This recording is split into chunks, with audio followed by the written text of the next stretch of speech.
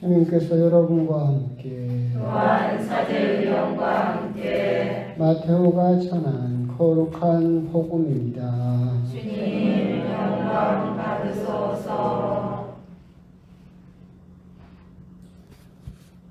그 무렵 예수님께서 배에 오르시자 제자들도 그분을 따랐다.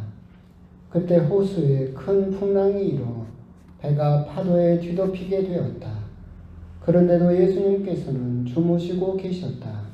제자들이 다가가 예수님을 깨우며 주님 구해 주십시오. 저희가 죽게 되었습니다. 하였다. 그러자 그분은 왜 겁을 내느냐? 이 믿음이 약한 자들아 하고 말씀하셨다. 그런 다음 일어나셔서 바람과 호수를 꾸짖으셨다. 그러자 아주 고요해졌다. 그 사람들은 놀라워하며 말하였다. 이분이 어떤 분이시기에 바람과 호수까지 복종하는가? 주님의 말씀입니다. 그리스도님 참여합니다. 예수님. 예수님. 이제 6월도 다 지나고 마지막 며칠을 또 살고 있고 공사는 또 느리지만 또 진행이 되고 있고 그렇게 보면 또 우리 계획이 아니라 하느님 계획대로 뭔가는 또 이루어져 가고 있는 것 같다라는 생각도 듭니다. 특별한 세상 이야기 맨날 시끄럽고 전기세 올린다고 하고 어디서 전쟁 나고 난리도 아니고 복잡한 세상 속에서 오늘은 신문 기사를 잠깐 보다 보니까 독일의 위안부 그 동상을 세웠어요. 그래가지고 우리 교민들과 인권을 또 중요시하는 독일 사람들이 힘을 합쳐서 위안부 동상을 개막식을 하고 했는데 우리나라 그 주 머시기 아줌마 그 엄마 부대라고 했던 독일까지 쫓아가가지고 위안부는 거짓말이니 위안부는 돈 받고 몸을 팔았던 창녀라는 그 기사를 보면서 참 그 인생도 참 불쌍하다. 참 우리나라에서 그 짓거리를 하고 다녔을 때로 참 제정신이 아닌 사람이었는데 모르겠습니다. 누구 돈으로 비행기까지 타고 독일까지 쫓아갔는지는 모르겠지만 참 어떻게 하면 사람이 그렇게 생각을 잘못하게 되면 어떻게 하면 그렇게 잘못 믿게 되면 참 그렇게 사람이 사람답지 못한 생각을 하고 사리 분별을 하지 못하고 어떻게 고든 것을 보면서 굽었다고 주장을 하고 굽은 것을 보면서 반듯하다고 그렇게 주장할 수 있는가?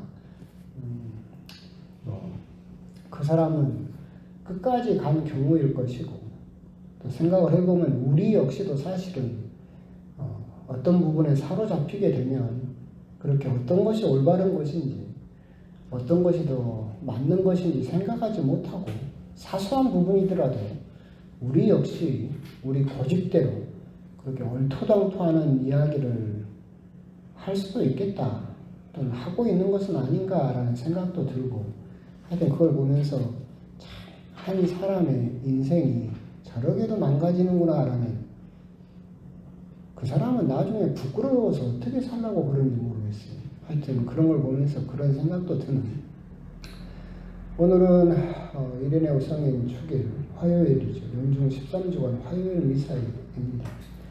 오늘 복음은 예수님 여러분도 다 아시는 바와 같이 갈릴레아 호수를 지나는 제자들과 풍랑을 만나서 헤매고 있는 제자들의 모습을 보게 됩니다. 이 제자들의 그 모습과 오늘 작지만 이 복음을 보고 있으면 우리 신앙인들의 모습과 내 삶과 비슷하다라고 우리들은 생각하면 됩니다. 이 제자들은 이 앞부분의 복음에서는 오병이어의 기적을 체험했습니다.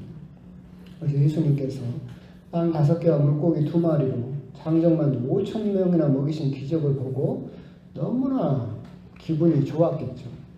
세상을 다 얻은 것 같은 분위기로 배에 올라서 돛을 올리고 신나게 갈릴레아 호수가 이렇게 길게 21km 되거든요. 여기가 13km가 되고 꽤 큰 호수인데 거기는 이제 지나가면서 또 막 자기들이 한 일도 아니면서 뭐 얼마나 막 자랑스럽게 이야기를 했을 거 아니에요. 배 안에서도 막 이야기를 했고, 그런데 풍랑을 만나서 한치 앞으로 나가지 못하게 되고 역경에 처하게 되죠. 예수님을 부르짖어서 예수님이 그런 바람과 호수를 꾸짖어서 다시 살아나게 되었다. 우리도 곰곰이 보면 그렇죠. 우리도 세례를 받을 때 생각을 하면 얼마나 좋았어요. 뭐든지 다 하느님이 돌봐주실 것 같고, 하느님 뜻대로만 하면 뭐든지 다 이룰 수 있을 것 같고, 그것만이 모든 걸 다 해낼 수 있을 것 같고, 세례 받을 때는 그렇게 시작을 하죠. 기분 좋고 승승장구하고 그런 마음으로 운행을 시작합니다.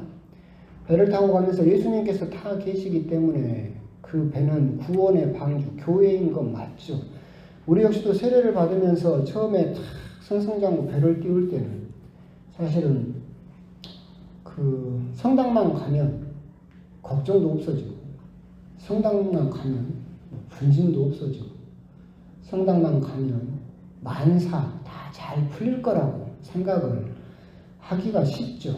그래서 하느님만 믿으면, 성당만 가면 내 자식도 다 잘 되고 뭐든지 다 잘 될 것처럼 그렇게 생각을 하면서 신앙생활을 시작했지만 그게 마음처럼 되지 않죠. 역풍이 불고 파도가 높아지고 곧 죽을 지경이 됩니다. 그런데 보면 예수님은 주무시고 계시죠. 아무리 기도를 해도 하느님은 대답도 없고 예수님은 잠자는 것만 같습니다. 내가 기도를 해도 이게 효과가 있는 것인지, 하느님은 듣고 계신 것인지, 그런 불안감, 공포감, 회의 이런 것에 사로잡히게 되고, 그때 곧 죽을 운명에 처했을 때 부르짖자 주무신 것처럼 보였던 예수님, 내 말을 듣지 않는 것처럼 생각됐던 하느님께서 우리들의 기도에 응답하셔서 그 모든 것으로부터 우리를 구원해 주신다라고 하는 거. 짧은 복음이지만 결국 우리가 신앙생활을 하면서 우리들의 모습을 여실히 보여주고 있는 것은 아닐까. 우리 역시도 신앙생활을 하면서 다 잘 될 것을 바라고 그렇게 신앙생활을 했지만 여전히 태풍은 불고 여전히 바람은 불고 똑같이 파도가 높은 곳은 여전하죠. 그러면서 예수님은 주무시고만 계시는 것 같고 아무리 기도를 해도 예수님은 듣지 않는 것만 같고, 그런 모습, 그것이 결국 우리들의 현 주소이지 않을까, 이제 그런 생각도 듭니다. 하지만 중요한 것은 예수님은 주무시는 것처럼 보이시지만 우리와 함께 그 배에 타고 계신다라고 하는 것이고, 우리 마음속에 들어있는 예수님을 깨울 수만 있다면, 예수님을 깨우기만 한다면 우리들은 그 모든 역경과 파도와 바람으로부터 벗어날 수 있게 될 것이다 라고 하는 겁니다. 수차례 말씀드렸지만 주님께서 여러분과 함께라고 하는 말을 미사 때 5번이나 한다고 그랬죠. 그걸 5번이나 되풀이하는 이유가 뭐라겠어요? 첫 번째, 너무 중요하니까 5번이나 강조해서 여러분에게 되풀이하고 있는 것이다. 두 번째는 뭐예요? 너무 자주 잊어버리니까. 주님께서 이 배 안에 주무시고 계신다. 기도해도 뭐해도 안 듣는 것처럼 주님께서 나와 함께 계신다라고 하는 것을 우리는 너무 쉽게 잊어버리니까 미사 때도 5번이나 여러분들한테 계속해서 되풀이해서 지금 파도가 치고 있고 바람이 불고 있고 한치 앞도 나가지 못하는 어려움 속에 있지만, 그리고 예수님이 주무시는 것처럼 여러분들이 생각할 수도 있겠지만 주님께서는 여러분과 함께하고 계신다. 여러분 배 안에, 여러분 삶 안에, 여러분들의 마음 안에 예수님은 이미 들어와 계신다. 주님께서 여러분과 함께하고 계신다라고 하는 것을 여러분들이 기억하실 필요가 있겠다라고 하는 겁니다. 오늘 복음은 그런 신앙인들의 여전, 우리들의 모습을 또한 보여주고 있는 그런 부분이지 않을까 그런 생각이 듭니다. 그러면서 오늘 복음을 보고 있으면 기본적인 우리들의 어떤 생각들이 있어요. 뭐냐면 세상을 고해라고 부르죠. 세상을 고통의 바다라고 부르죠. 오늘 이거하고 똑같아요. 큰 풍랑이로 배가 파도에 뒤덮이게 되었고 저희가 죽게 되었습니다. 세상은 고통의 바다라고 우리들은 생각을 하고 있죠. 세상의 고통의 바다라고 하는 것은 불교에서 나온 말이고, 그럼 불교는 왜 세상을 고통의 바다라고 칭했느냐라고 한다면 그 108번뇌가 있다겠죠. 불교는 108번뇌가 있어요. 근데 이 108번뇌가 어떻게 나왔느냐면 눈, 코, 입, 귀, 피부, 마음 6개예요. 이걸 육근이라고 해요. 6개 뿌리. 여기에 닿는 것이 다 걱정이에요. 눈으로 보는 것도 걱정. 코로 맞는 것도 걱정. 어디서 가스 냄새 안 나?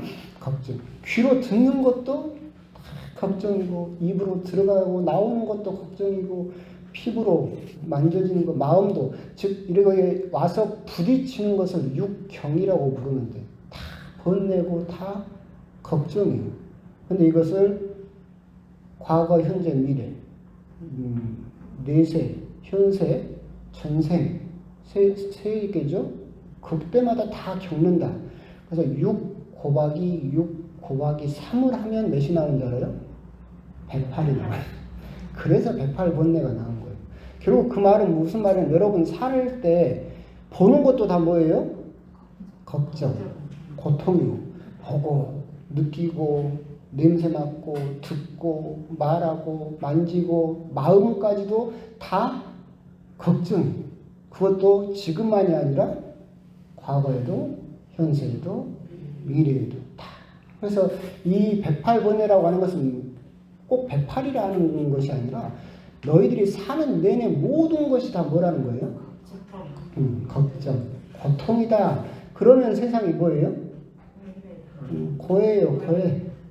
세상 사는 게 고통이지. 아침에 눈 뜨는 것도 고통이고요.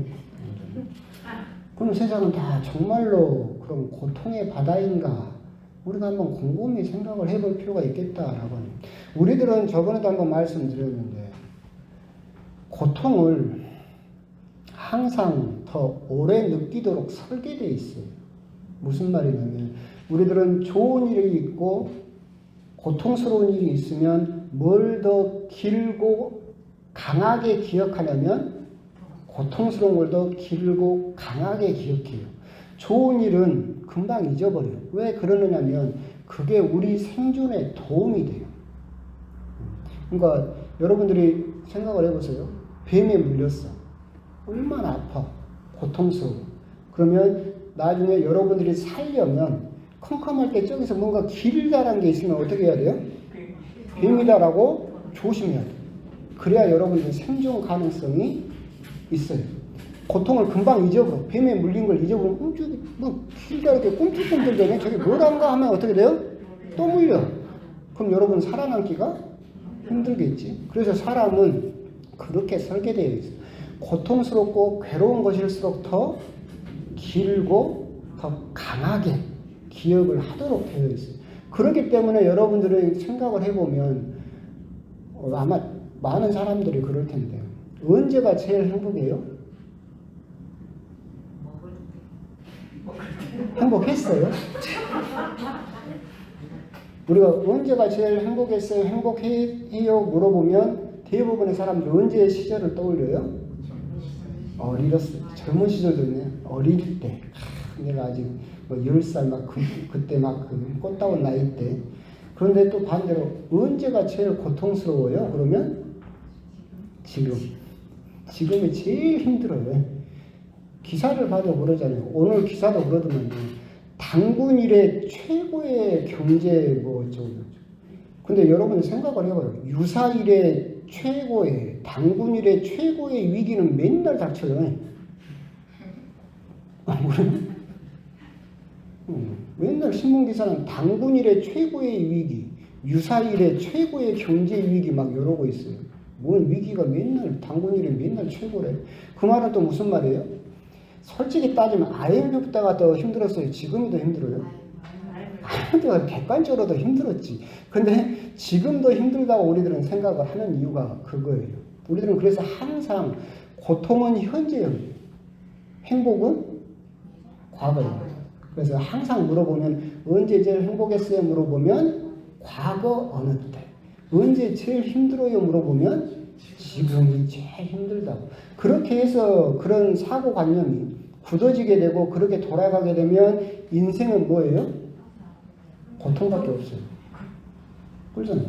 모든 부딪히는 것이 다 고통이고 생각나는 것은 다 고통스러운 일이 먼저 떠오르고 그리고 또 항상 그 고통은 실시간으로 현재형으로 지금 느껴지고 그리고 또 언제가 제일 행복했냐고 물어보면 지금 행복하지 않고 옛날에 그때가 행복했었고 그러게 그 논리로 따지면 우리들은 지금 고통의 바다 고해를 살고 있는 것이 맞죠.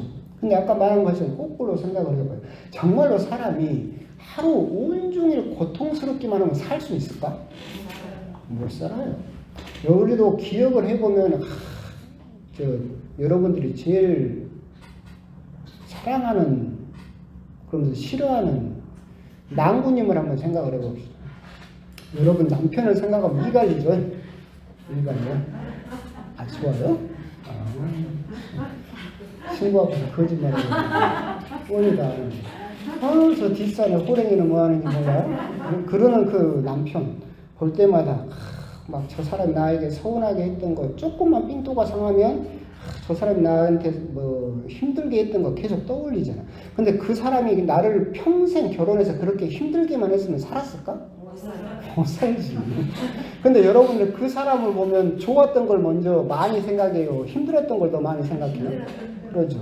근데 생각을 곰곰이 해보면 그래도 그 사람이 나한테 꽃이라도 한번 사준 적이 있었고 수고했다고 말했었고 밥이라도 한 끼 사줬었고 손이라도 한번 잡아줬었고 그랬으니까 그 수많은 고통 속에서도 지금까지 같이 사는 거죠. 우리가 인생은 고통의 바다라고 이야기를 하지만 모든 것이 다 고통스러운 건 아니에요. 여러분들이 고통만 유별나게 더 기억을 해서 그렇지 사실 곰곰이 따져보면 오늘 하루를 봅시다. 오늘 하루도 힘들었어요. 근데 오늘 하루 아침부터 쭉 봤을 때 눈 뜨자마자 지금까지 계속 힘들었어요? 그럼 어떻게 산대요? 못 살지. 대부분은 그냥 평범한 일상이지만 기분 좋은 일들, 뭐 내 주변에 있는 친구들, 좋은 일들이 사실은 오늘 가득 있었어요. 근데 불쑥 그 가운데 하나씩 기분 나쁜 일이 있었을 뿐이죠. 대부분은 다 좋은 일이 있었어요. 근데 우리들은 그 한두 가지 때문에 뭐라 해요? 오늘 하루 망쳤다, 기분 나빴다 이러게 되고요. 그런 식으로 바라보는 인생은 고통의 바다가 아니 예수님께서 함께 타고 우리랑 가고 계시는 거예요. 그러다 보니까 생각나는 게 하나 있는 거예요. 우리가 어머니들이 밥을 짓잖아요. 밥을 지금 우리 어머니도 그거 잘 하는데 콩을 넣어. 그러면 그 밥은 뭔 밥이에요? 콩밥. 이상해. 그 밥에는 쌀이 더 많아요? 콩이 더 많아요? 근데 왜 콩밥이야? 밥을 짓는데 거기다 팥을 넣었어. 그럼 뭔 밥? 쌀이 더 많은데? 팥 들었다고. 똑같은 거예요. 눈에 띄니까 일상하고는 다르니까 우리들은 콩 몇 개만 들었어도 그 밥을 다 뭐라고 부르는 거예요? 콩밥. 근데 자세히 보면 콩이 더 많아요? 쌀이 더 많아요? 쌀이 수백 배 더 많지. 근데 우리들은 그걸 다 콩밥이라 불러버려요. 오늘 하루도 기쁜 일이 사실 많았어요. 여러분들이 보면 나에게 웃어준 사람도 있었고 고생했다고 커피 뽑아준 사람도 있었고 내 등 두드려준 사람도 있었어. 쌀이 훨씬 더 많았어. 근데 가끔 거기에 콩이 몇 개씩 들었어. 그럼 오늘 하루가 다 뭔 밥? 콩밥. 그래버리면 여러분들은 그냥 세상 만사가 다 힘들고 괴롭고 인생의 고통이다, 인생은 고통이다라고 살아버리게 된다. 오늘 복음을 보면서도 많은 사람들이 정말로 제자들이 겪는 것처럼 풍랑이 일고 배가 바다에 뒤덮이고 정말 인생은 고통의 바다입니다 라고 이야기하는 사람들이 많은데, 그 사람들은 아까 말한 것과 똑같아요. 콩밥. 우리 일생은 고통의 바다가 아니에요. 그러면 여러분들은 이제 뭘 더 바라볼 수 있어야 돼요? 기쁜, 좋은, 감사할 일, 이걸 더 봐. 그냥 콩에 집중하지 말고 그 밥 전체에서 몇 개 들어있는 콩만 보지 말고, 내 주변에 내가 깨닫지 못했지만 정말 나를 잘해주고 기쁘게 해주고 감사할 일이 내 주변에는 더 많았었다. 이걸 알면 여러분들은 예수님과 함께 그 풍랑을 헤쳐나갈 수 있어요. 그런데 그걸 헤쳐나가지 못하고 내 일생의 하루에도 또 내 삶 중에서 한두 번 돌출되듯이 튀어나온 그 불행, 그 고통에만 사로잡혀 버리면 끝내 계속 풍랑 속에 살게 되는 거죠. 그러면 그 고통의 바다를 벗어날 수 없게 된다. 오늘 복음을 보면서 우리 신앙인의 삶과 똑같고 그런 모습을 보여주고는 있지만, 제가 여러분들에게 드리고 싶은 말씀은 그렇게 인생이 고통의 바다는 아니다. 여러분들이 시각을 조금 바꾸라. 그래서 오늘 하루 중에서도 기분 나쁘고 고통스러운 일만 찾지 말고 기쁜 일, 감사할 일, 그럴 일을 더 찾고 그럴 일에 더 오늘 하루를 기억하도록 하는 것, 그것이 바로 예수님을 모시고 사는 사람의 삶이지 않을까, 그런 부분에 대해서 이야기를 드리고 싶었습니다. 아멘.